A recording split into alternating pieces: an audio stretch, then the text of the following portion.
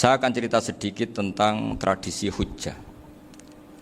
Dulu lama itu kelihatannya sederhana, tapi kalau berargumentasi itu hebat. Tadi Gus Zofur menyebut kitab Mbah Hasyim itu mengharamkan kentong. Beliau masyhur itu punya kitab namanya Al-Jasus an Tahrimin Nakus. Intinya kentong itu haram. Secara dalil ini meyakinkan sekali karena ketika Rasulullah rembukan sama sahabat, kita dengan apa memaklumatkan orang kalau waktu sholat masuk? Ada sahabat yang usul pakai kentong, dzakalin nasoro itu Nasrani. Ya pakai buk itu semacam trompet besar, dzakalil Yahud. Kemudian ada yang usul kalau gitu api ya Rasulullah, dzakalil Majus. Sehingga dari hadis itu Mbah Hasyim berpikir kentong itu haram. Tapi Mbah Fakih Mas Kumambang itu mengkritik Mbah Hasyim dengan ngarang kitab Hazur Ru'us an Tahrimin Nakus. Jadi beliau ngomentari kitab itu sambil geleng-geleng kepala. Kitab kok keliru nganti ngono itu. Jadi cara pikirannya siapa Ki Fakih. Kentong di Indonesia itu kanggo wedhus dicolong gitu. Pos kampling gitu. Kalau ada banjiran ya kentong, ada maling ya kentong. Jadi enggak ada persamaan sama sekali dengan kentong yang milik orang apa? Nasrani. Sehingga di pondok saya itu ada kentong tapi jelek sekali. Karena itu satu-satunya cara supaya beda dengan kentong yang di gereja. Kalau elek kan mirip kentong di pos kampling. Itu ya agak-agak ilmiah sedikit. Dulu ceritanya Gus Zofur itu saya teruskan. Itu singkat cerita, itu kalau yang di kejadian di Termas itu Mbah Dimyati sudah nyuruh semua kentong disembunyikan karena mau ada Mbah Hasyim. Cerita itu mukarrar di Kiai Fakih sama di Kiai Dimyati Termas. Setelah kentong dikumpulkan semua, Mbah Hasyim datang, senang, ngiranya Syekh Dimyati ini sependapat dengan beliau, yaitu sama-sama enggak ada kentong. Tapi setelah itu ada santri yang matur, Mbah Dim pun beres kentong pun kula delikno sedanten. Itu di depan Mbah Hasyim. Jadi GR-nya Mbah Hasyim bahwa Mbah Dim itu sependapat akhirnya hilang. Ternyata ini akal-akalan toh gitu. Karena santrinya matur, Mbah Dim pun beres sedanten kentong beduk sudah disembut singkirkan. Itu di depan Mbah Hasyim. Saking lugunya santri, nah saking ikhlasnya agak ngerti mahalus syahid ini adalah Mbah Hasyim. Saya mau meneruskan cerita Gus Zofur. Dulu, ini cerita dulu. Dulu Mbah Mun ngaji di Lirboyo, tapi Kiai Makhrus ngaji sama Kiai Khalil Harun. Kiai Khalil Harun itu adik juga sekaligus muridnya Mbah Umar Harun. Mbah Umar Harun itu generasi kedua setelah Mbah Ghazali. Beliau menantunya Mbah Ghazali, tapi ya sudah ponaan. Sehingga tradisi ini penting karena saya berkali-kali bilang di mana-mana. Status orang tua dan mbah itu adalah terserah anak cucunya. Bukan terserah mbahnya, tapi terserah anak cucunya. Saya tidak akan bosan mengingatkan ini. Saya pernah di makamnya Nabi Yakub, itu ya dikemuli bendera Israel. Di makamnya Nabi Dawud. Nabi Ibrahim juga dekat sinagog. Sehingga Quran membela Nabi Ibrahim disebut maka anak Ibrahimu Yahudi wala Nasrani. Karena ketika beliau berposisi di Israel, kemudian penguasanya adalah Yahudi, bisa saja makam ini ditulisi dan distatuskan ala Yahudi. Ya seperti Nabi Yakub. Nabi Yakub itu nabi yang kita yakin tentu berkeyakinan beliau orang baik, orang muslim, orang mukmin, tapi karena di desain mereka ya dikemuli bendera Israel dan disebut Abul Yahud. Karena kita tahu nama lain dari anaknya Nabi Yakub adalah Yahuda bin Yakub bin Ishak bin Ibrahim. Sehingga perasaannya orang Yahudi menjadi Yahudi itu yang ngikuti mbah-mbahnya. Nah khawatir saya ketika buyut-buyut kita kaya. Buyut saya itu orang kaya dulu, namanya Badur Rahman. Itu kaya sekali, tanahnya banyak. Dulu cerita Mbah Hasyim ya kaya sekali. Mbah Maksum juga kaya. Mbah Abdul Aziz juga kaya. Karena dulu itu inginnya kiai itu yo ketok sugih lah, gak ngel-ngelo santri. Tapi nanti kalau cucu-cucunya sudah tidak alim, itu tidak dianggap punya tanah itu karena untuk fasilitas santri. Aku tak kedonyan, mbah-mbahku ya kedonyan. Buktinya tanah yombo. Karena dia akan menafsiri sesuai cara berpikir. Makanya sanad keilmuan yang diceritakan Gus Zofur itu harus diulang-ulang. Kalau nggak diulang-ulang, maka kita akan berpikir sendiri untuk menafsirkan Masyayikhon al-Kiram atau Ajdadan al-Kiram. Nah, ini yang bahaya, yang sering Quran mengingatkan. Jadi ada status yang disematkan oleh anak cucu kayak orang Yahuda tadi. Yahuda bin Yakub bin Ishak bin Ibrahim itu menstatuskan mbah-mbahnya yang bernama Ibrahim itu Yahudi. Sampai Quran sendiri yang bela maka anak Ibrahimu Yahudi wala Nasrani. Karena secara geografis sekarang Ibrahim di Israel dan otoritas itu juga milik mereka, sehingga mereka bisa masang-masang atribut yang menunjukkan kalau itu Yahudi. Beberapa al-alim al-alamah yang minna itu sudah wafat dan kadang-kadang zuriyahnya itu tidak kita. Kalau sekarang orang bahasakan kubu sebelah. Akhirnya ya nggak boleh dikholi, nggak boleh diziarah. Terus seakan-akan yaktaduna bi ra'yi, seakan-akan mereka berpendapat dengan pendapat syekh ini, padahal tidak. Nah, sehingga tradisi ketersambungan sanad tadi, baik secara genetik atau secara asbab, itu harus terjaga. Saya beberapa kali banyaklah sering diceritainin Mbah Mun. Dulu Mbah Munawir ini cerita ya, Mbah Munawir itu saking senenge kitab, ben santri ini iso ngaji kitab. Itu kalau ada alumni Lirboyo, alim disuruh baca muin di sini itu Mbah Munawir ikut. Saking ingin tasjiknya, ingin ngajari santri bahwa ngapal Quran udah hafal tok, tapi yo faham. Dan penggalinya Mbah Munawir itu sampai klimaknya dulu Mbah Zaini itu nate nikah sama Nyai Komariah kalau nggak salah, binti Karim, binti Manap. Punya putra Gus Habib, Gus Toha yang diantara putrinya dinikahi Gus Rozin ini. Terus akhirnya kesampaian juga ketika Mbah Munawir punya mantu alim alamah namanya Mbah Ali Maksum, angsal Nyai Hasyimah. Sampai pondok Kramjak ma'ruf bil ilmi, terutama ilmu sorof dulu karena Mbah Maksum itu komplain, fa'ala ya fulu kok terus fa'lan ya fa'ala ya fulu ya uf'ul gitu kan, masuk fi'il kok jejer isim gitu. Jadi dulu kata Mbah Mun itu ada persaingan ilmu sorof, sorofnya Mbah Maksum Ali Kuaron sama Mbah Ali Maksum Jogja. Jadi walian tok, yang satu Maksum Ali Kuaron, yang satu Ali Maksum. Ya itu dulu saingan ngarang sorof. Nah ini yang menang siapa? Ya terserah duriannya. Kalau duriannya keren ya menang karena terserah yang kampanye. Saya bayangkan adekan Mbah Zubair tidak punya anak sealim Mbah Mun, mungkin kalau Mbah Zubair juga tidak sewow kalau punya putra Mbah Mun. Karena saya berkali-kali bilang kalau dalam syair Arab itu kama takarroma, kadang dilafatkan kama tasyarrofa bi Muhammadin adnanu. Orang berpikir Adnan itu siapa? Itu karena ada Nabi Muhammad SAW. Orang mencari-cari Mbah Mun itu mencari Mbah Zubair karena ada Mbah Mun. Orang mencari Mbah Dahlan karena ada Mbah Zubair. Wong kok alime ngono iku bapake sapa? Wong kok alime ngono iku putune sapa? Tapi kalau kita ini sudah ndak alim, ini orang sudah nggak tertarik nyari-nyari leluhurnya karena dianggap selesai. Jadi yang dengan tanda kutip yang menghabisi mbah-mbahnya itu ya mesti cucunya. Ini mau ngamuk, mau peringatan, tapi ini juga peringatan pada diri saya sendiri. Jadi sehingga zuriyah ini penting. Kenapa para nabi mesti donga zuriyatan thayyibah? Kenapa selalu berpikir tentang zuriyah? Wa ja'alaha kalimatam baqiyatan fi aqibi. Karena zuriyah ini yang nanti bisa menstatuskan leluhurnya. Seperti tadi cerita Mas Maftuh, ini tak puji betul, saya hari ini tidak ingin gojlok supaya kewalian saya tidak tergerus oleh kedoliman. Saya pernah diceritain Gus Zofur, juga sering baca buku tentang Mbah Maksum. Dulu Mbah Maksum kalau wasiat kembali ya gitu, kamu harus NU dan harus mempertahankan NU, tapi tidak dengan cara membenci Muhammadiyah.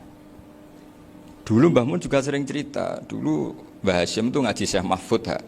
Nah, Mbah Ahmad Dahlan dulu namanya Darwis, sering ngaji sama Syekh Khotib Minangkabau. Zaman itu Syekh Khotib sudah modern, sudah ikut gerakan Abdu, gerakan Almanar.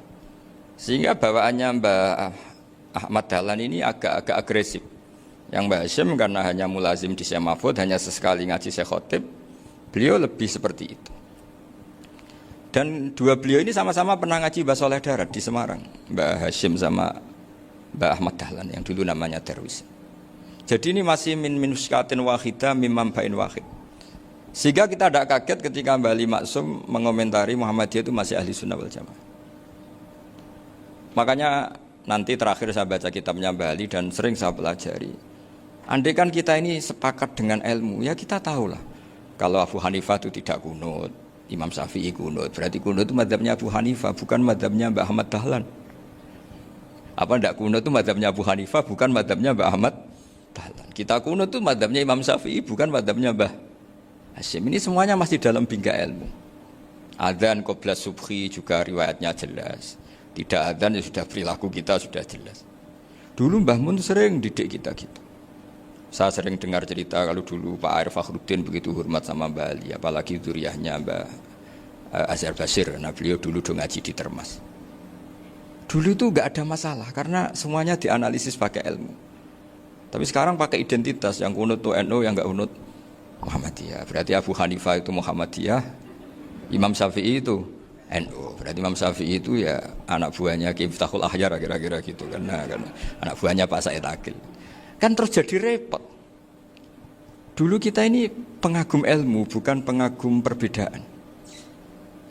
Sehingga di sini yang saya kagum dari sekian ceritanya Mbah Ali Maksum, supaya kitab ini to the point, supaya nggak lama-lama karena waktunya juga. Nanti kalau kemalaman ini kena semprit ini sudah. Ini diantara yang diceritakan Bali itu unik. Imam Syafi'i itu sering tawassul, sering wasilah sama siapa itu? Abu Hanifah. Ini sudah tak petakan, saya baca yang sensitif lah, so yang ini ya. Ziyad al-Babus Samin, terus sebentar ini yang bab tawassul.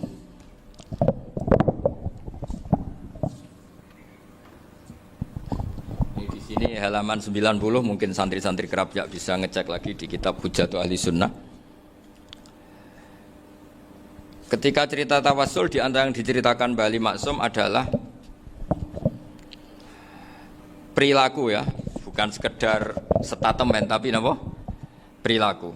Perilakunya Imam Syafi'i atau ahwalnya kalau bahasa halusnya, yang selalu ke makamnya Abu Hanifah untuk tawassul. Padahal Imam Syafi'i itu orang yang secara ilmu sering kritik Abu Hanifah.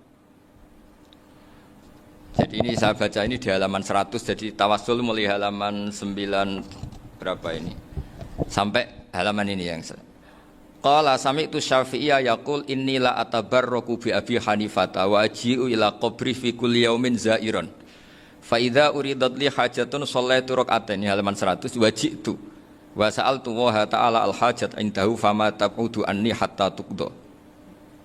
Kanal Imam Syafi'i ayyama huwa bi Baghdad yatawassalu bil Imam Abi Hanifah yaji'u ila dorihi fayusallimu alaihi wa yatawassalu ila Allah bihi fi qada'i hajati. Terus wa yatawassalu Imam Ahmad bi Imamina Syafi'i. Jadi di antara yang diceritakan Mbah Ali Maksum itu betapa Imam Syafi'i yang terkenal sering mengkritik Abu Hanifah dalam tatanan fikih karena beliau tidak percaya ada istihsan. Abu Hanifah berpendapat adanya istihsan, dan kita tahu lah ikhtilafu Syafi'i wa Abu Hanifah itu besar sekali. Tapi beliau itu tahu Abu Hanifah itu orang yang sangat soleh. Abu Hanifah itu kalau ketemu sama orang yang utang beliau itu yang lari bukan yang utang Abu Hanifah, karena takut orangnya itu izin. Jadi kalau ketemu yang utang di jalan itu yang sembunyi itu Abu Hanifah. Kenapa engkau sembunyi? Ada yang utang saya lewat, nanti orangnya malu. Jadi setingkat Robi'ah Adawiyah itu beliau di rumah ada maling itu sembunyi. Ditanya kenapa engkau sembunyi? Malu, gak ada yang dimaling. Malu sama malingnya karena serumah itu gak ada barang yang layak dicolong gitu. Itu Robi'ah sampai dia sembunyi. Itu yang bisa niru itu Abu Hanifah. Jadi wali-wali besar ini ternyata saling menghormati dan saling tawassul. Nah saya berharap tawassul ini bukan sekedar perilaku sosial, tapi memang ada sanadnya. Sehingga terus diceritakan Bali di sini dulu istaqa Umar bil Abbas. Kata siapa tawassul harus dengan Rasulullah SAW? Dulu istaqa Umar bil Abbas. Sayyidina Umar itu tawassul istisqa dengan Sayyid Abbas. Padahal kita tahu Sayyid Abbas ini tidak nabi. Terus beliau cerita sampai Imam Syafi'i tawassul sama Abi Hanifah. Sehingga nggak ada perdebatan itu kan Umar. Kalau Umar kan ada jaminan boleh diikuti karena beliau sahabat. Bali cerita tentang Imam Syafi'i yang tawassul dengan Abu Hanifah. Seargumentatif itu. Sehingga ada cerita dalam sebuah tafsir. Ya saya ulang lagi, ada cerita di sebuah tafsir. Kenapa Nabi Musa ditanya Allah wa matilka biyaminika ya Musa? Ma'ana wa ta'ala a'lam. Tentu Allah sangat tahu yang di bawah Musa itu apa. Karena Allah tahu Nabi Musa itu grogi. Orang dipanggil Wali Maksum pasti grogi, santri dipanggil Mbah Mun pasti grogi. Kenangan saya setiap dipanggil Mbah Mun ya mesti tanya, yang ringan-ringan, wis sarapan ha. Arung sarapan ya sarapan. Pas sarapan ya kan tanduk mangan sing enak, wong santri ora tau mangan enak. Ya enggak pernah ngomong yang penting, ngendikan yang penting. Nah, karena Nabi Musa ini grogi, ini sebagian tafsir. Itu ditanya yang ringan, "Sakowe iku nggawa apa?" Karena pertanyaannya ringan, Nabi Musa juga ringan. Ya Nabi Musa itu sampai lali, itu pangeran sing ya'lamu sirra wa akhfa. Diterangno. Niki tongkat Gusti. Gunane kathah Gusti tongkat iki. Qala ya asaya atawakkau 'alaiha wa ahusyu biha 'ala ghanami wa liya fiha ma'arifu ukhra. Oh, tongkat Gusti niki penting Gusti. Nggih nak. Nggih macam-macam lah Gusti. Atawakkau 'alaiha wa ahusyu biha 'ala ghanami kangge menghalokan. Masih terangno terakhir dan yang lain-lain Gusti. Wa liya fiha ma'arifu ukhra. Sehingga akhirnya rileks. Karena Nabi Musa terus ngerti. Ternyata ketemu pangeran itu gak seserem yang saya bayangkan gitu. Pertanyaannya ringan. Itu ada ilmunya. Tapi cerita ini yang versi tafsir ini tidak yang seperti di Manaqibul Ghazali. Di beberapa kitab tentang Manaqibul Ghazali diceritakan di alam roh Nabi Muhammad SAW itu yubahi bi ummati, saking yubahinya sampai ngendikan ulama ummati ke anbiya Bani Israel. Ulama umatku itu pinternya atau statusnya itu mirip-mirip lah. Kaf itu ya mirip-mirip kayak ulamanya nabinya Bani Israel. Akhirnya Nabi Musa itu tersinggung sekali, bagaimana mungkin ulama disamakan dengan apa? Nabi. Sehebat-hebatnya ulama itu kan tidak akan yabluhu darajatan nubuwah atau yartaqi ila darajatin nubuwah. Itu akhirnya ya kalau kamu nggak percaya panggil, yang dipanggil Imam Ghazali. Ya Nabi Muhammad juga nggak mau kalah gitu. Kalau manggil ulama RT ya kalah keok. Gitu. Akhirnya Imam Ghazali datang, ditanya sama Musa, "Mas muka, nama kamu siapa?" "Ana Muhammad bin Muhammad Al-Ghazali At-Tusi Asy-Syafi'i." Itu disebut panjang. Terus Nabi Musa guyu-guyu. "Kamu ulama kok ngomong yang nggak penting, ditanya namanya kok penjelasannya sepanjang itu, dianggap itu satu kesalahan. Masa tanyanya nama kok ditanya jawabnya Muhammad bin Muhammad Al-Ghazali At-Tusi Asy-Syafi'i, kepanjangan itu." Ketika Nabi Musa agak mencibir, agak gimana gitu, terus jadi Imam Ghazali, "Kalau ini masalah, lebih masalah jenengan." "Apa itu?" "Yang tanya jenengan tuh Allah ya'lamu sirra wa akhfa, dan Allah hanya tanya wa ma tilka biyaminika ya Musa." Harusnya jenengan jawab asoya titik, bukan kepanjangan. Atawakkau 'alaiha wa asyubha itu kepanjangan. Allah tanya yang di bawah kamu itu apa? Yang di tangan kamu. Harusnya jawabnya hanya asoya. Tapi kenapa penjelasannya sepanjang itu? Sampai terakhir waliya fiha ma'aribu ukhra. Terus pinter tenan kayak gitu. Terus Nabi Musa terus bilang, "Ya pinter tenan aja gitu." Padahal kita tidak pernah GR seperti itu kan, kebetulan Imam Ghazali gitu. Kalau yang lain mungkin ya keok lah kira-kira gitu. Tapi ini cerita dalam khazanah keilmuan. Benar yang dikatakan Gus Zofur. Saya termasuk orang yang pernah mondok Lirboyo pasanan. Jadi setelah saya disuruh nemani Gus Kamil, tahun berikutnya Gus jenengan disuruh. Pokoknya anakku mbah sak wulan lah kudu tahu mondok Lirboyo. Piye aku tahu ngaji Wakarim. Terus yang disuruh mbaturi Gus Kamil itu saya. Jadi saya pernah 1 bulan tuh di Lirboyo. Karena saya ini santri beling ya, kontraknya pokoknya penting ziarah Bakarim. Ya saya nggak pernah ngaji ya. Pokoknya gerbar ngisa. Ziarah ya sudah. Ngaji subuh ingat saya sama Gus Imam. Itu dari 17 hari ingat saya ngaji 2 kali. Tapi kalau ziarah ke Bakarim sudah lupa jumlahnya karena memang kontraknya disuruh ziarah. Sampai seperti itu. Dan saking senengnya bangun sama Bakarim saya masih ingat. Ngamplopi salam template itu masih ingat untuk Gus Anwar, untuk Gus Imam, untuk Gus Kafabi, termasuk untuk Gus Maksum. Itu malam-malam saya dijak ngamplopin. Zaman itu saya masih ingat selawewu. Zaman itu kos 1 bulan itu 13.000. Jadi kira-kira kalau 25.000 itu untuk kos 2 bulan. Jadi saya krusnya itu pakai kos. Saya masih ingat Mondok Sarang itu kos 1 bulan 13.000. Berarti kira-kira 500.000 itu di amplopin sendiri sama Bang. Ini untuk Gus War, ini untuk Gus Imam, ini untuk Gus. Padahal Gus Imam ini mondoknya sudah dibangun. Itu bangun hormatnya sampai untuk jatah salam template. Nah yang ribet kebalikannya, kita pulang Gus Imam karena melihat Gus Kamil ini putrane Mbah Mun, Gus Kamil disangoni. Saya juga disangoni karena Gus Imam dulu ngaji juga sama Pak D saya, sama keluarga saya. Itu kata Gus Kamil setelah keluar, mau agak muni gua abal ya, boten berarti gua aku. Karena ini penting. Ini kalau sampai dianggap tukar guling, ribet deh. Jadi ditakwil sendiri lah. Mau gak muni gua abal ya, boten wis, yes berarti halal. Tapi sama Mbah Mun ya ditanya. Ditanyanya bukan apa karena untuk meneruskan tradisi bahwa kalau kiai ketemu itu ya saling memberi hadiah, saling itu sudah faqaddimu baina yadayna najwakum apa? Shadaqah. Sehingga ketika Krapyak ini punya Bali Maksum alim allamah, kemudian melahirkan murid-murid yang juga ibar kayak Mbak Warsun bisa ngarang apa Kamus Al-Munawwir, Pak Bik juga punya karangan Kamus Al-Mu'asir. Saya itu punya semua. Karena ini adalah buah dari bahwa kita ini tidak kalah sama produk-produk yang di sana. Bahwa produk di kita ini sudah cukup untuk mengantarkan orang menjadi alim allamah. Dulu Mbah Zubair ke Mekah ya sudah alim allamah. Gus Zufur ke Al-Azhar sudah alim semua. Teman-teman kita ke Mekah itu sudah alim semua. Padahal produk mondoknya ya tadi mau digojlok kiai ini, terus mangkel be keamanan biasanya itu. Biasanya musuh besar pondok itu keamanan. Jadi ya bukan berarti gojlok ibunya Gus Maftuh enggak. Biasanya keamanan itu musuhnya apa?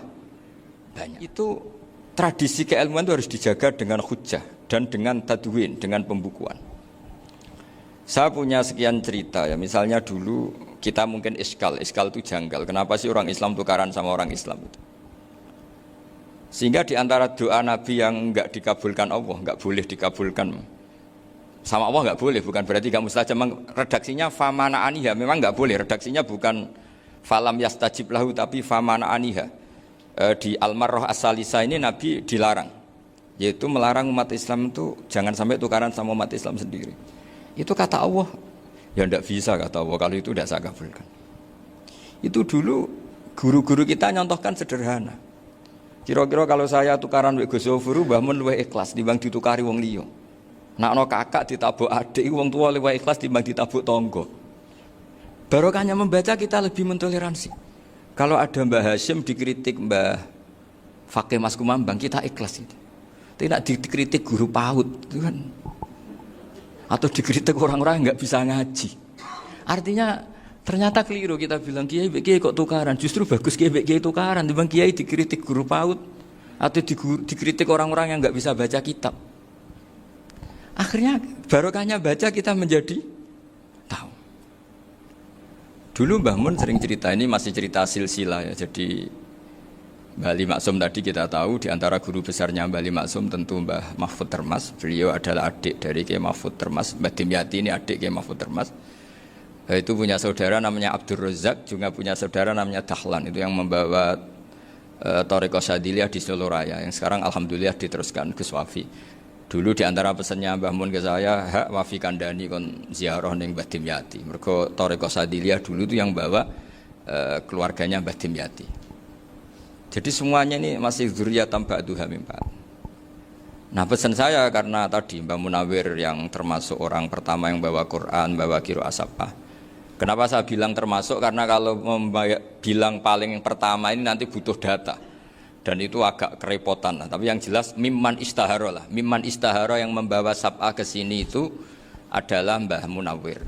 Terus beliau ngajarkan diantaranya ke Mbak Arwani, pakai kitab Satibi, pakai kitab Nazmus Satibi. Terus Nazmus Satibi itu diteruskan oleh Mbak Arwani, ditulis. Yang nulis dulu Mbah Dola Salam. Bapak saya itu murid Mbah Dola. Dulu Mbah Dola sebelum ke Mbak Arwani ngaji sama Ki Said di Sampang. Bapak saya sebelum ngaji di Mbah Dola sudah hafal Quran lewat buyut saya sendiri namanya Ki Zubaidi. Yang Ki Zubaidi akhirnya jadi menantunya Mbah Ahmad Su'eb.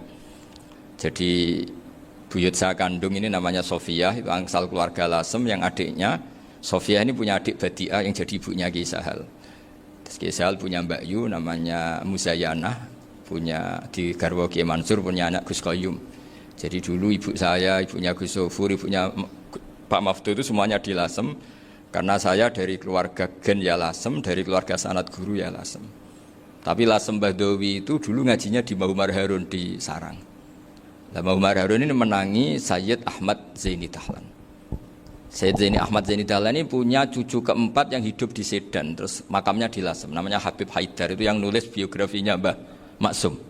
Mbah Maksum bukan Bali, biografinya Mbah Maksum. Itu ditulis oleh Habib Haidar, namanya Haidar bin Hasan bin Sodaqoh bin Ahmad Zaini Tahlan. Nah, Habib Haidar ini menantunya Sayyid Hamzah Sato. Hamzah Sato itu Hamzah bin Abdullah bin Umar, itu kakaknya Sayyid Abi Bakar Sato, Sohibul I'anah. Nah, Sayyid Umar ini yang dulu ngajari mbahnya Mbah Mun namanya Ahmad bin Su'aib. Nah, di antara ajarannya adalah baca kitab-kitab kecil yang bisa dihafal. Dibawalah ke sarang jadi metode muhafadzah. Tapi kemudian lama-lama oleh pondok itu jadi syarat kenaikan kelas. Dulu nggak ada muhafadzah untuk kenaikan kelas ya, supaya orang alim itu harus hafal. Lama-lama dipakai syarat untuk muhafadzah. Jadi semua ini sanad harus kita ingat supaya kita bisa menjaga tradisi. Termasuk tradisi ini kiai seneng jagungan, terus ngomong ra penting. Itu juga sanad. Setahu saya Mbah Mun itu kalau ketemu bapak ya guyon terus. Saya punya kenangan tuh yang dulu agak iskal tuh begini. Ada isu lah, entah isu entah hoax entah apa, ada kaji itu agak beling itu, pokoknya beling lah gitu. Seneng siapa itu, rondo lah apa itu. Pokoknya beling gitu. Ketika Mbah Mun dilaporin tamu kalau kaji itu beling sama rondo itu. Mbah Mun tanyanya lucu. Lho ayu no cung. Wahyu banget Mbah. Wahyu. Itu bapak juga bakas ayu nih. Dulu saya sekali ini kiai kok bakas wong ayu, bakas budine barang lah kira-kira gitu. Tapi setelah saya tambah alim, tambah ngerti itu, kata bapak gini, ya apik bakas ayu hak timbang iya no malah qadzaf. Ternyata seni. Sekali Mbah Mun atau bapak bilang, kaji kok zino kaji, maka larinya ke qadzaf. Maka menghindari bahasa menuduh, ngomong yang enggak penting. Lho ayu no. Jadi kiai dulu tuh orang sok suci tapi menghindari hal-hal yang jadi punya seni untuk ngelola kehidupan. Orang bermalam-malam jagungan sama teman asik itu kan perlawanan terhadap nafsu kita, syahwat kita untuk mungkin nikmati dugem di bar atau di tempat-tempat maksiat. Itu setan di Indonesia tuh kakuati sama Ki Jawa. Orang supaya nggak tertarik maksiat itu Ki Jawa cukup ketemu kancane masak terong guyon, gejlok-gejlokan zaman mondok, sewengi lulus sangka maksiat. Bar wis tutup. Perlawanannya sederhana, nggak pakai tahajud, nggak pakai wiridan, karena Ki Jawa juga koyo rapati potongan ahli ibadah gitu, jagungan gitu. Jadi setahu saya itu pernah lihat Bali itu sekali ketika beliau ngisi ceramah di Mbah Hamid Bedowi, saya masih kecil diajak bapak. Dulu kalau bapak ngelihat Bali sama Mbah Hamid itu mesti nangis, karena dua orang alim bertemu.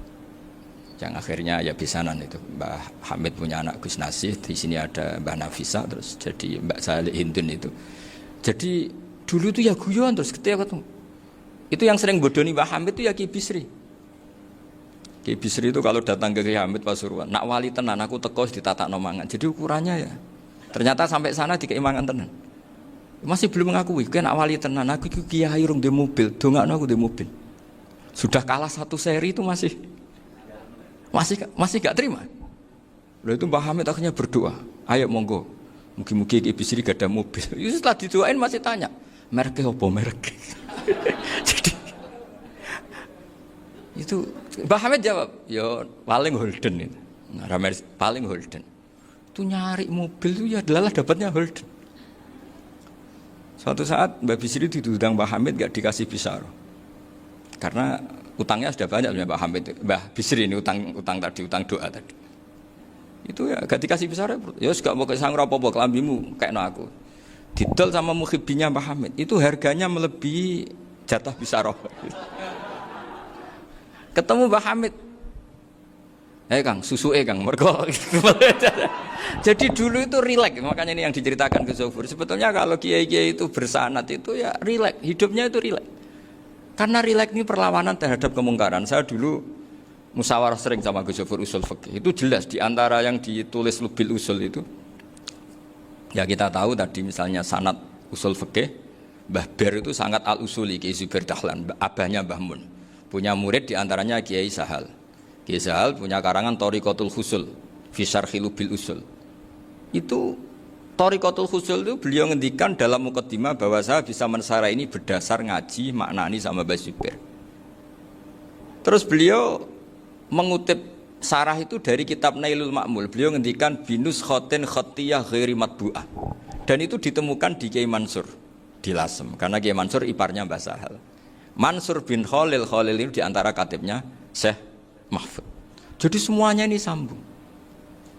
Mbah Ber saking ahli usul fikihnya, kalau ngajar usul fikih itu kalau guyon takriran saya ini lebih memahamkan ketimbang syarah. Ya sudah, terus Mbah Zubair Kiai Fakih, terus Syekh Mahfud. Di sini Syekh Mahfud termasuk orang yang dekat Mbah Munawir, sampai putrane Mbah Mahfud namanya Gus Muhammad dibawa Mbah Munawir, kemudian mondok di Termas diantaranya, terus dinikah jadi menantunya kalau nggak salah Haji Taslim di Betengan, kemudian sekarang juriannya Mbah Mahfud di Betengan. Ini nggak boleh hilang secara seperti itu. Diantara di usul fikih diterangkan, ketika diantara 5 hukum itu ada yang bernama mubah. Mubah itu boleh dilakukan, boleh ditinggalkan, dan kalau dilakukan ya tidak berpahala, tidak disiksa. Itu ada ulama yang protes. Protes nggak bisa seperti itu. Itsma min mubahin ila wa tahaqqaqu bihi tarku haramimma. Fa'il zamu minas sukun tarkul qatli wa minas sukut tarkul qadaf.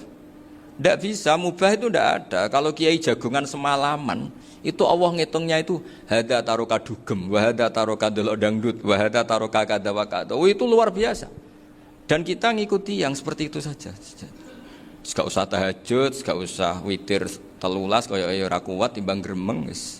Sewengi jagungan, setan ngenteni kita tergoda maksiat, ternyata maksiatnya sampai tutup, kiainya masih apa? Jagungan. Jadi jagungan saja ada ilmunya bahwa itu perlawanan terhadap tarkul ma'asi. Sehingga bagaimana Anda katakan mubah ini mubah, toh gunanya adalah tarkul haram. Meskipun efek mubah juga bisa tarkul wajib, wae bojo blonjo turu. Ya kan wae ngrumati ibuke turu. Itu halal wajib. Jadi mubah itu resikonya ya bisa tarkul wajib, bisa tarkul haram. Sehingga kalau sanad ini terjaga secara baik, secara kultur, saya sering juga sakungan sama Gus Yofur, itu mesti tak niati gitu. Jagungan wong alim iku ibadah, dan menikmati ibadah adalah dabul auliya wa dabul ulama. Kata Imam Ghazali, pada akhirnya waqud buhadatin al istilzat bil mubahat. Kata Imam Ghazali, pada akhirnya qutbu hadatin, madaru hadatin, pokok dari agama ini adalah melawan kemaksiatan dengan kita menikmati al-istidzat bimubah. Kita menikmati sesuatu yang dibolehkan Allah Subhanahu wa taala. Dan seperti ini itu bisa qasmu dhuhri syaitan, bisa menghancurkan punggungnya setan. Karena kalau melawan setan dengan ibadah ini kadang kita capek selain isra potongan. Tapi nak kangkang ning komplek H gitu jagungan mbek kancane, ngenang melarate, mbok ngenang ora sekolah, ra munggah kenangan. Sing ra munggah diarani istiqomah. Gitu kan. Diarani tulus zaman, kok sing munggah dianggap kesusu. Saya ini punya pondok Quran, kalau ada yang hafal 3 tahun mesti digojlok kancane. Gak apik kesusu itu. Kesusu itu mesti tidak barokah karena tergesa-gesa apa? Hatam. Sehingga yang enggak hatam-hatam itu kayak partai mayoritas. Ini yang partai tulis zaman katanya. Ahli sobri katanya. Akhirnya di pondok gara-gara itu mau guyon, tapi enggak ada stigmasinya, malah enggak naik. Di Pondok Sarang itu saya punya temen itu banyak yang sak kelas dengan saya, sak kelas sama Gus Kamil, akhirnya sak kelas dengan Gus Sofur. Padahal saya ini kakak kelas. Saya temannya, Gus Kamil temannya Gus Sofur. Ini anak ini nggak pernah naik, itu nggak dinyek, nggak dicibir di pondok. Karena guyonan tadi, guyonan bahwa ini bagian dari bentuk apa? Istiqomah. Nanti yang goblok juga tenang. Karena kiainya cerita, kadang santri goblok ya barokah. Di sini pondok akeh santri ora tau sinau ning omah dadi kiai gede. Selalu kiainya tuh cerita seperti itu. Akhirnya sing goblok ya bangga dengan kegoblokannya. Iya, jadi kiai itu orang yang meskipun guyon ini barokahnya Masya Allah. Dan setahu saya kiai-kiai alim itu ya senengannya guyon, karena tadi guyon itu luar biasa. Bapak saya itu kalau pesan sama saya itu enak ngaji wis guyon nice. Wong ning omah mikir utang, mikir wedi bojo macam-macam kok ngaji kok jak nangis pisan, nangis ping pindho gitu. Sudah jak guyon ae. Paling gak lali. Dan beliau punya dalil kul bi fadlillah bi rahmati fa bidzalika falyafrah. Jadi jangan sampai orang ini farah bil maksiat, jangan sampai orang itu. Dan ini yang saya kenang dari sekian cerita murid Bali. Mbah Ali Maksum ya senangane guyon. Gojol-gojolkan mbek santri guyon. Ini saya maklumatkan ke semua santri beliau bahwa ini bukan sekedar guyon, tapi al-istildzat bil mubahat. Ini adalah perlawanan terhadap setan karena banyak orang bisa senang tuh kalau nunggu maksiat. Ini bisa senang dengan sesuatu yang tidak maksiat. Itu kayak apa hebatnya? Makanya Nabi itu kalau ketemu sahabat ya sering ngendikan yang ringan-ringan. Ya Umar ma'afalan duher jong mano piye ije. Kalau ketemu anak kecil ya. Nanti ketemu yang tua-tua yang sudah nggak bisa mikir ya cerita-cerita. Saya mohon sekali murid-murid kerap ya. Jangan hanya ngaji fikih. Kalau hanya ngaji fikih itu posisi Abu Hanifah itu seakan-akan nyuwun sewu orang yang sangat tidak ahli hadis. Karena beliau di situ kelihatan kalah sekali dengan Imam Syafi'i. Apalagi di perdebatannya Muhammad bin Hasan Asy-Syaibani dengan Imam Syafi'i itu kelihatan sekali betapa Abu Hanifah itu orang yang nyuwun sewu ditinggalkan dalam ilmu hadis. Sampai beliau hanya dapat gelar min ulama ahli ra'yi, termasuk ulama yang kuat logikanya.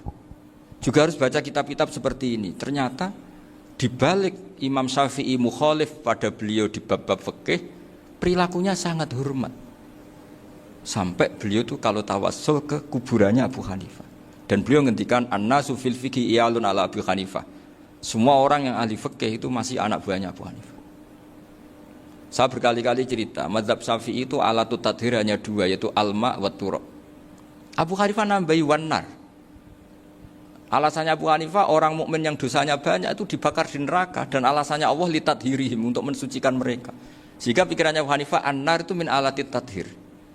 Apa yang terjadi ketika bata itu batu bata yang dibakar, di situ campur teletong, campur apa-apa, itu kalau sudah mazhab Abu Hanifah selesai, sudah suci. Karena sudah ngelewatin pembakaran. Meskipun kita tidak akan kalau kehilangan air terus wudu dengan api, bisa bunyak semua itu. Tapi apapun itu menjadi solusi. Sehingga saya punya kitab namanya Ikhtilafu Malik, Ikhtilafu Malik wa Abu Hanifah atau Ikhtilafu Syafi'i ma Abu Hanifah. Itu kelihatan sekali kalau Abu Hanifah itu nyuwun sewu posisinya kalah. Karena yang ngarang orang-orang Syafi'i. Tapi kalau melihat kitab-kitab kewalian, misalnya di kitab Mizan Kubro ini juga sering disebut kisah itu Mbak Ali Maksum tentang Imam Sa'roni. Berkali-kali beliau mengutip Mizan Kubro. Itu Abu Hanifah adalah orang yang sangat mukasyafah. Artinya ketika Nabi cerita air wudhu itu menjatuhkan dosa, tidak ada air wudhu yang jatuh ke kamu kecuali saat itu juga dosa kamu jatuh. Itu beliau datang ke Madharota Kufah. Kemudian beliau bilang sama si orang tua tadi, tub anizina. Orangnya terus bilang atubu minazina. Ada lagi pemuda datang dibilangin tub an ukuki walideka, terus bilang tub tu an ukuki walidayya.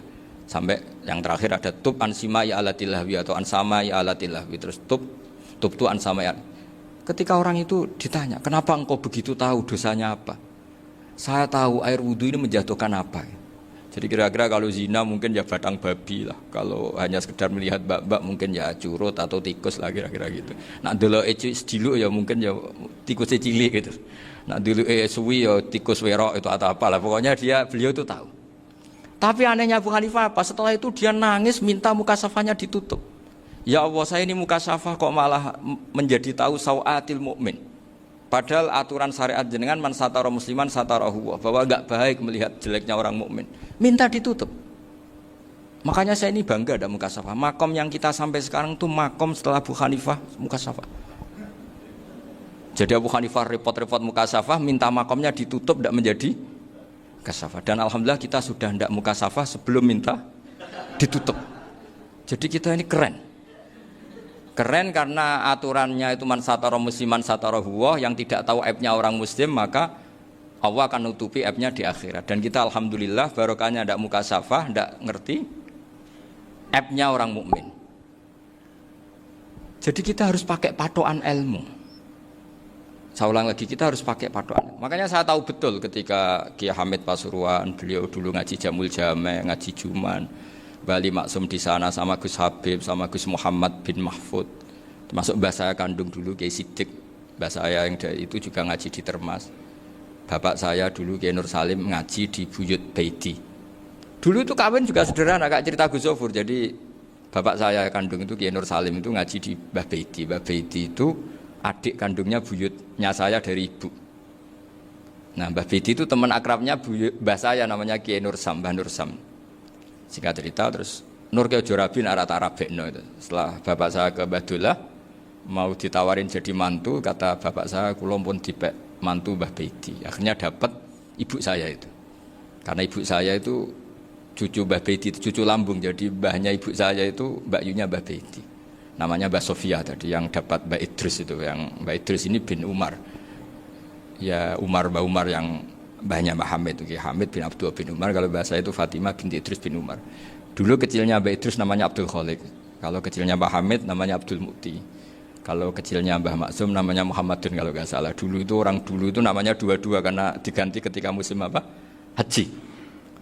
Jadi ini terjaga. Sehingga tidak ada ceritanya kiai-kiai yang jagongan kemudian santrinya itu yang agak-agak khawarit. Kiai kok sungi-sungi jagongan, gak tahajud, gak duha, itu tidak ada seperti itu.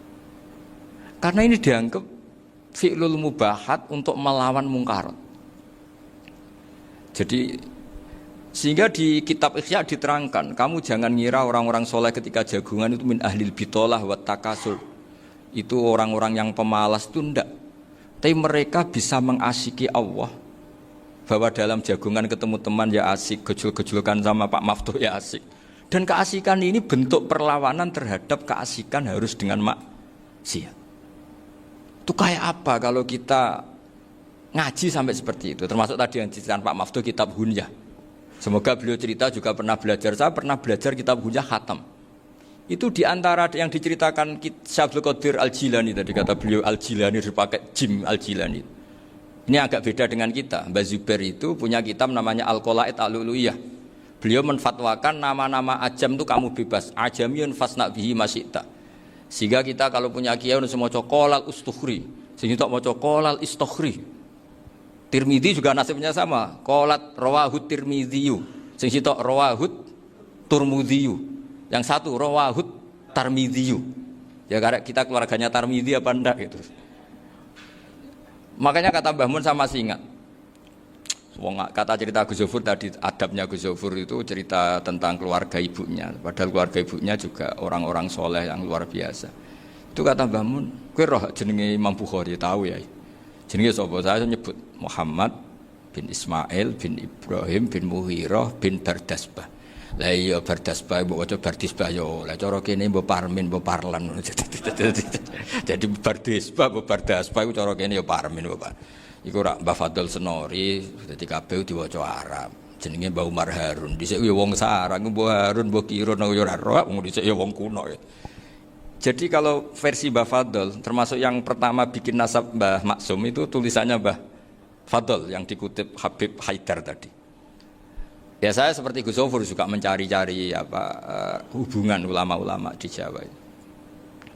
Itu Mbah Mun itu kalau bicara ya mbahku ono sing jenenge Kiai Serut. Kalau ditulisannya Mbah Fadl itu Sarof.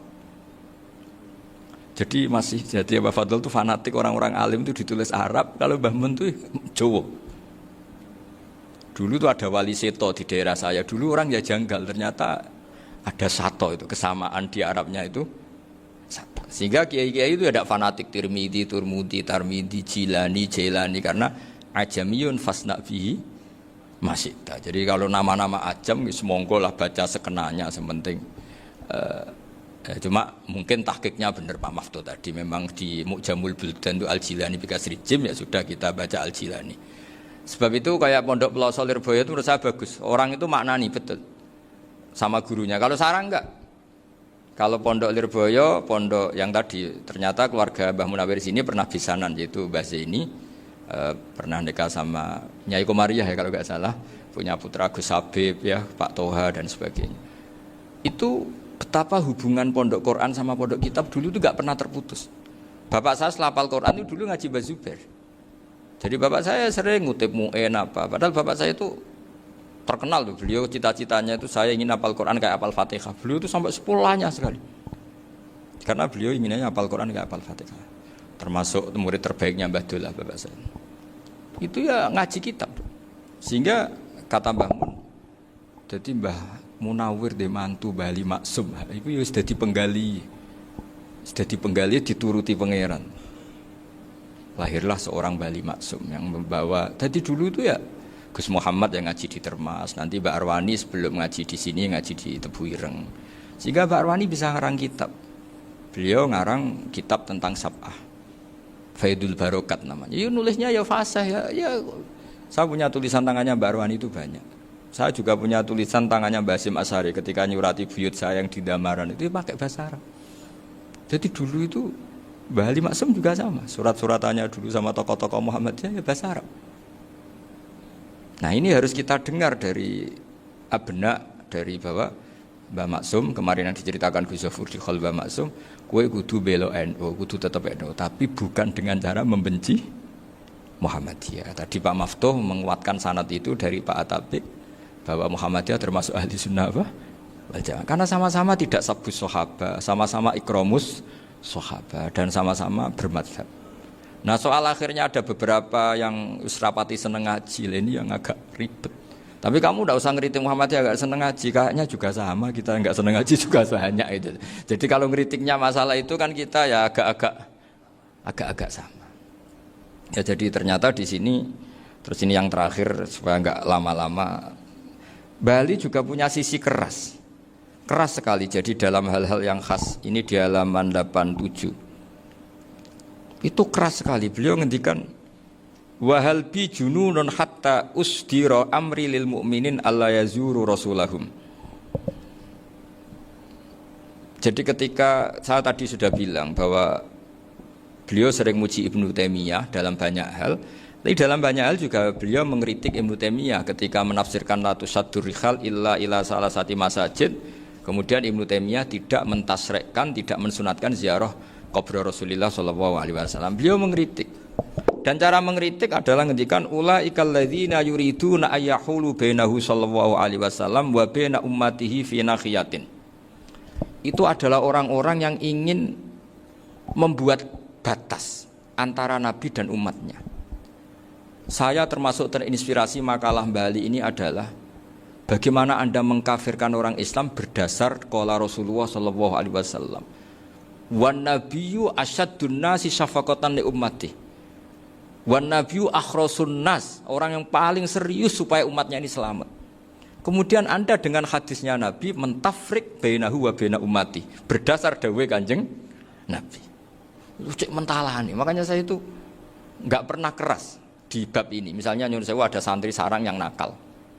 Itu saya tidak berani komentar karena saya tahu Mbah Mun itu sangat mencintai santrinya meskipun yang nakal. Saya melihat sendiri bukan jari ada santri yang secara pelaturan pondok itu diboyong karena nakal. Itu Mbah Mun ngendikan begini. Ya jeng yo ke diboyong itu cara aturan pondok. Nah aturannya pangeran ngger kowe tobat dadi wong apik ya dadi wong saleh. Ya kowe kudu tetep sering rene, kowe tetep santriku dunya akhirat. Soal pondok ya ben ana aturan, ben menjen kowe nakal nemen ya diboyong, tapi kowe tetep wong apik. Jadi karena kita tidak mungkin mentafrik bainahu wa baina talamidhi. Kita tidak mungkin mentafrik baina nabi wa baina ummati karena nabi adalah apa? Asyaddun nasi syafaqatan li ummati. Sampai saking sayangnya nabi itu ngendikan syafaati li ahlil kabair min ummati. Lho koyo apa baiknya nabi? Ora melok nakal, ora melok maksiat, tapi melok nanggung swargane. Iku waktu gali sampean wis kowe utang gak apa-apa, bangkrut gak apa-apa, sing nyaur bapak. Gua sampean ngono top tenan. Anaknya yang ngawur tenan maksudnya itu, tapi top tenan. Lah nabi ku umate sing dosa iku umate, nabi sing nyuwun sewu cara Jawane sing kangelan nyafaati. Karena nabi gak boleh dipisahkan dengan umatnya. Makanya kata Bali Maksum ulaikal ladzina yuriduna ayyahulu bainan nabi wa baina ummati. Itu mereka adalah orang yang ingin memisahkan nabi dengan umatnya. Masa kita ngafirkan umatnya nabi berdasar dawuh nabi? Itu kan sama, saya benci santri Anwar berdasar dawuh Mbah Mun, padahal orang tahu semua begitu sayangnya Mbah Mun terhadap santrinya.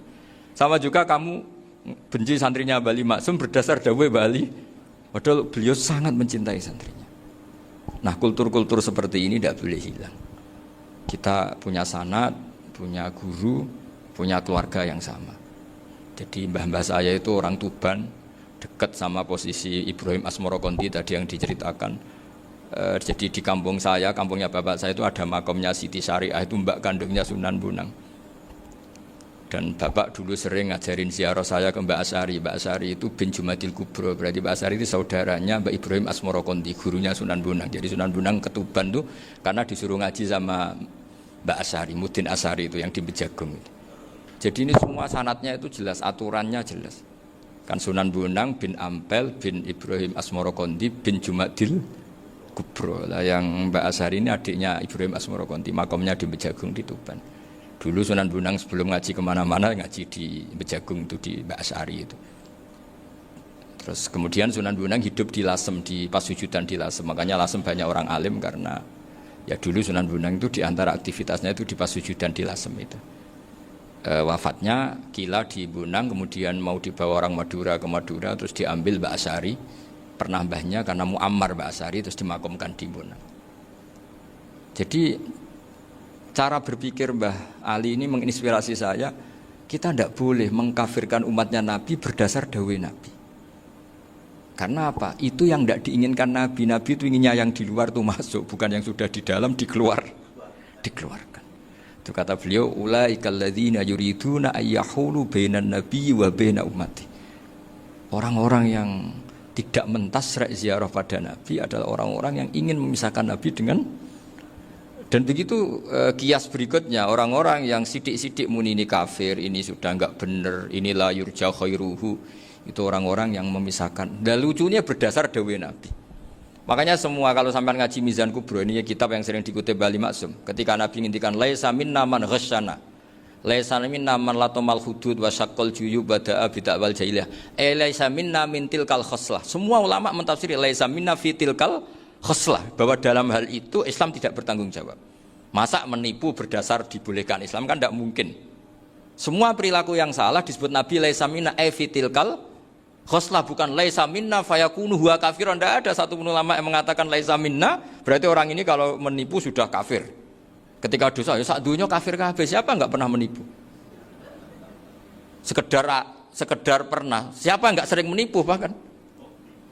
Hobi kadang ya rezekinya dari nipu. Lah itu kalau betul maknanya laisa minna terus kafir, semua orang di dunia kafir. Karena siapa sih yang selain Nabi yang enggak, selain Nabi kan enggak mungkin apa? Maksum. Belum lagi menurut teori usul fikih ada nipu yang wajib. Ya kan, misalnya kita orang baik ketemu orang dolim yang memburu perempuan mau diperkosa terus bersembunyi yang kita tahu. Kita wajib nipu apa wajib jujur? Ketika orang dolim tanya, perempuan tadi kemana? Wajib nipu apa wajib jujur? Wajib nipu, karena kalau kita jujur berarti memberi peluang orang dolim menemukan buruannya. Jadi betapa alimnya. Dan ketika kitab Mizan Sa'roni dipakai Bali, dipakai Mbah Mun, saya pernah ngaji Mbah Mun, terus kita tahu maknanya laisa minna fi tilkal khoslah. Sehingga kita tidak mengatakan laisa minna dengan terjemahan letterlek tidak termasuk umatku. Kita tidak akan menambahi fakta frek fayakunu kafirun, tidak akan selamanya. Karena maknanya laisa minna fi tilkal khoslah. Kenapa kita selalu begitu? Karena enggak mungkin kita memisahkan umatnya Nabi dengan Kanjeng Nabi berdasar dawuh Kanjeng Nabi. Karena Nabi adalah berstatus bil mu'minina raufur rahim. Ya terus ini mohon maaf sekali ini yang saya bisa